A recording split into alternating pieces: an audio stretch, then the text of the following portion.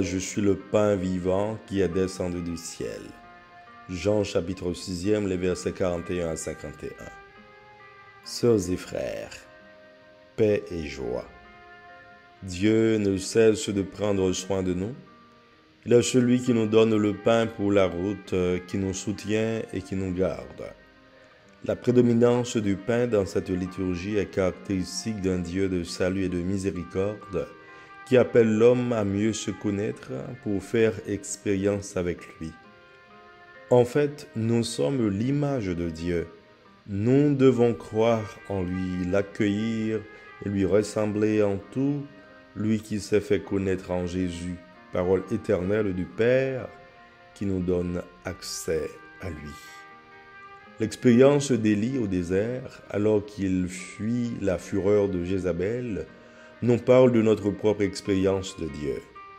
Nous vivons des jours souvent marqués par la souffrance et les épreuves. Nous tentons maintes fois d'abandonner car nous nous sentons impuissants et le chemin sans issue. Maintenant, Seigneur, c'en est trop, reprends ma vie, je ne vaux pas mieux que mes pères. Combien de fois répétons-nous en d'autres termes ces mêmes mots d'Élie? Dans le ministère, nous, prêtres, nous les entendons assez souvent. Certaines fois, nous ne pouvons que méditer ces souffrances et faire place à une lueur d'espérance. Car c'est à ce moment-là que le Seigneur vient raviver en nous la flamme de l'espérance. En vous, lève-toi et mange, car il est long le chemin qui te reste. Il y marcha 40 jours et 40 nuits jusqu'à l'Horeb, la montagne de Dieu. Les pas d'Élie le portent tout naturellement vers cette caverne de Moïse.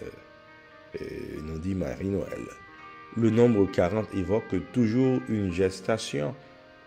Dans cette longue marche, qui est aussi le temps de sa conversion, Élie est nourri par Dieu lui-même. Oui, Dieu prend soin de nous. Il est avec nous dans les moments de l'adversité. Il est celui qui combat avec nous et pour nous devant les forces obscures qui font obstacle à sa grâce. Nous sommes plus que jamais éprouvés de tous côtés. Nous ne vivons plus au rythme des jours heureux. Il y a toujours une mauvaise nouvelle, une tragédie, un événement malheureux qui vient entraver notre paix profonde.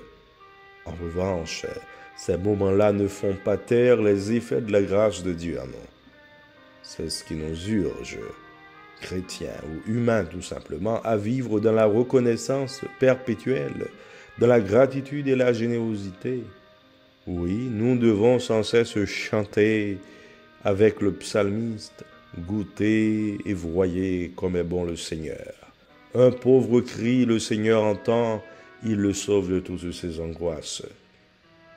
Dieu a donné le pain de la route à Élie, alors que beaucoup se démènent au quotidien pour obtenir ce pain. Le pain qui nous est offert désormais à chaque fois que nous nous approchons de la table eucharistique, c'est le corps du Christ. Et nous entendons le Seigneur lui-même nous inviter.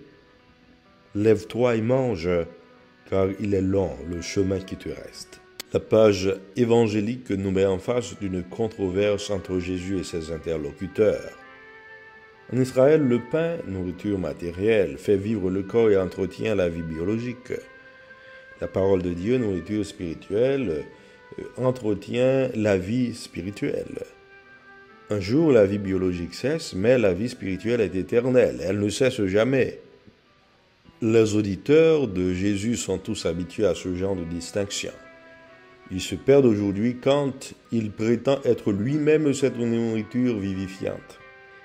Il a même ajouté « Moi, je suis le pain qui est descendu du ciel », ce qui est très exactement la définition de la parole de Dieu dans l'Ancien Testament.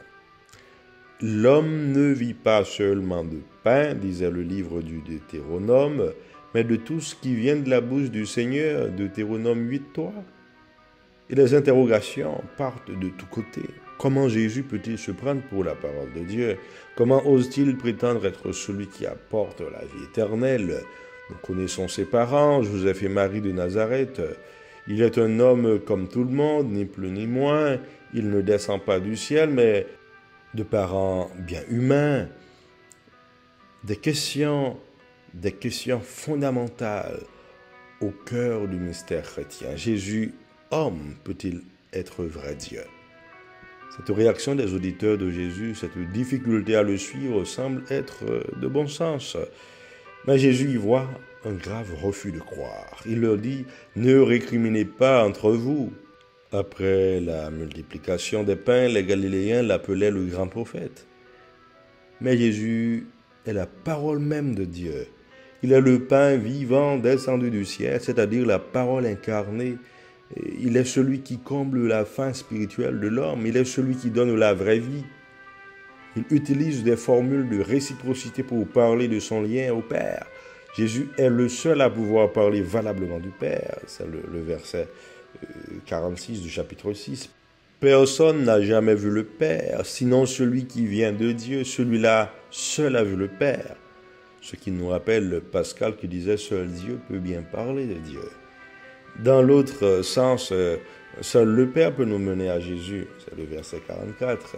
Tantôt, personne ne peut venir à moi si le Père qui m'a envoyé ne l'attire. Dans l'œuvre du salut, l'initiative est de Dieu. Mais il ne nous contraint pas, il sollicite notre réponse libre. Pour ceux qui se laissent attirer, Jésus complète la révélation. Dans ces quelques versets, il répète à 3 fois « Je suis », expression ad hominem. Ce qui est, là encore, pour une oreille juive, c'est l'affirmation de sa divinité. Seul Dieu peut dire « Je suis ». C'est même le nom qu'il a révélé à Moïse, Exode chapitre 3. Sœurs et frères, pour recevoir cette nourriture, nous devons être en condition filiale. Nous devons croire. D'abord, nous rappeler que nous sommes le temple de l'Esprit Saint qui fait de nous des fils, nous faisant appeler Dieu Abba, Papi chéri. Nous sommes donc libérés de l'esclavage du péché, de toutes les conduites mauvaises. Nous devons vivre en sauvés. Être sauvé, c'est être rempli de l'Esprit de Dieu qui fait de nous des fils et des frères, des filles et des sœurs. Demandons au Seigneur de nous donner toujours la nourriture pour la route, car il est long le chemin qui nous reste. Amen.